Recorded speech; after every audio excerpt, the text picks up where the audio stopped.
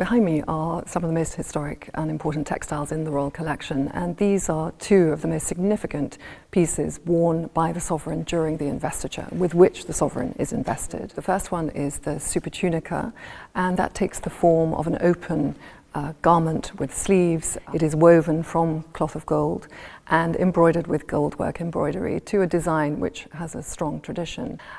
Over this is worn the final piece of investiture clothing, and that is the imperial mantle.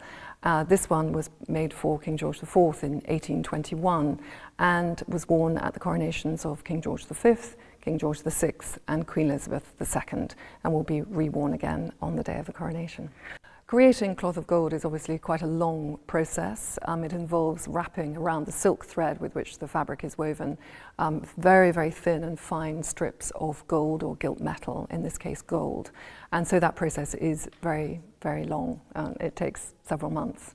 So both the Supertunica and the imperial mantle were last worn at the coronation of Queen Elizabeth II on the 2nd of June 1953, so they haven't been worn for 70 years. As part of our care of items in the collection, obviously they're very carefully looked after. They're usually on display, in fact, in the Tower of London because they form part of the coronation regalia, the royal regalia.